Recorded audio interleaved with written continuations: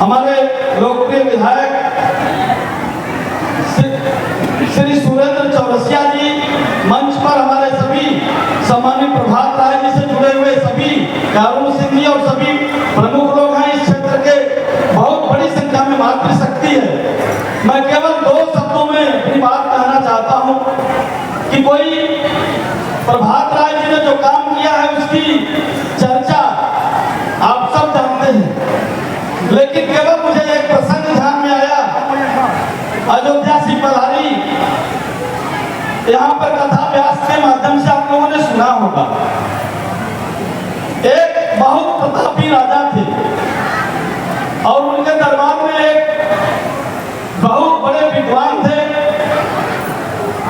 राज पुरोहित, और जब वो सभा में आते थे तो राजा भी खड़ा होकर के उनके विद्वता के नाते उनका सम्मान करता था। पूरी राजसभा खड़ी हो जाती थी उनके सम्मान में।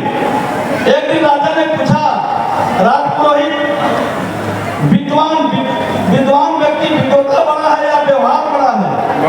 राजा को समझ में नहीं आया, राज पुरोहित को समझ में नहीं आया उत्तर क्या दें। उसने 3 दिन का समय मांग लिया और राज पुरोहित अपने घर पर गया, पत्नी से विचार विमर्श किया और दूसरे दिन सीधे राज दरबार में गया। जहां स्वर्ण मुद्राएं रखी गई थी उसमें से 5 स्वर्ण मुद्राएं निकाल लिया, क्योंकि भंडारी जो स्वर्ण मुद्रा का Gorakhpur city voice news channel को लाइक, सब्सक्राइब, शेयर और कमेंट जरूर करें तथा अपनी प्रतिक्रिया जरूर लिखें। एक दिन हुआ, 2 दिन हुआ, 3 दिन लगातार जाता था, 5 स्वर्ण मुद्राएं निकाल लेता था। एक दिन वो जाकर के राजा से बताया कि राज पुरोहित का आचरण बहुत खराब है, वो रोज आते हैं 5 स्वर्ण मुद्राएं चुरा लेते हैं। राजा ने कहा राज पुरोहित को दरबार में हाजिर किया जाए। पूरा दरबार सजा, राज पुरोहित को बुलाया गया। उस दिन कोई भी न राजा खड़ा हुआ, न राज पुरोहित, न कोई दरबार का व्यक्ति खड़ा हुआ और सीधे राज पुरोहित से राजा ने पूछा, राज पुरोहित आपने स्वर्ण मुद्राएं चुराई हैं? राज पुरोहित ने कहा जी हाँ, ये आपकी स्वर्ण मुद्राएं हैं 15।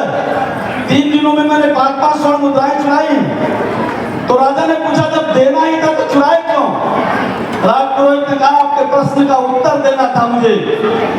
मेरे अंदर विद्वता आज भी वही है, विद्वान उतना आज भी मैं हूँ, लेकिन मैंने आचरण गलत किया तो राज दरबार में किसी ने सम्मान नहीं किया। ये प्रभात राय जी विद्वान भी हैं और इनका आचरण और व्यवहार भी अच्छा है, जिसके नाते इस प्रकार के पुण्य और पुनीत काम गीता में कहा गया है। जो सब प्रकार से काम को कर सकता है उसके बावजूद भी इस प्रकार के अधिष्ठान को नहीं पूरा कर पाएगा, क्योंकि ईश्वर की कृपा चाहिए इसके लिए। और गीता में कहा गया अधिष्ठानम तथा कर्ता कर्मं च पृथग्विदं विविधाश्च पृथक् चेष्टा दैवं चैवात्र पंचमम्। योगेश्वर कृष्ण अर्जुन से कहते हैं, हे अर्जुन, किसी काम को पूरा करने के लिए 5 चीजों की आवश्यकता होती है। पहला अधिष्ठान, संकल्प, दूसरा अधिष्ठानम तथा कर्ता, कार्य करने वाला व्यक्ति होना चाहिए, तीसरा कारणम, कार्य होने के पर्याप्त कारण होने चाहिए। लेकिन हे अर्जुन, अधिष्ठान है, काम करने वाला व्यक्ति है, कार्य होने का पर्याप्त कारण है, विविधाश पृथक चेष्टा, फिर भी हर प्रकार के प्रयत्न करने चाहिए। लेकिन ये सब कुछ होने के बावजूद भी अधिष्ठानम तथा कर्ता कर्मं च पृथग्विदं विविधाश्च पृथक् चेष्टा दैवं चैवात्र पंचमम्। यदि ईश्वर की कृपा नहीं होगी तो कार्य पूर्ण नहीं होगा, और ईश्वर की अगाध कृपा प्रभात राय जी के ऊपर है ताकि इस प्रकार के काम को संपन्न कराए हैं।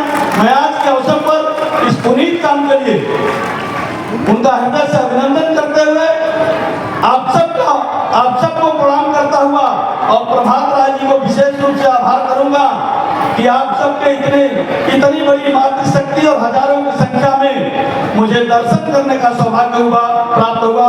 मैं आप सबको प्रणाम करता हुआ अपनी वाणी को देता हूं विराम। जय जय श्री राम। जय हिंद।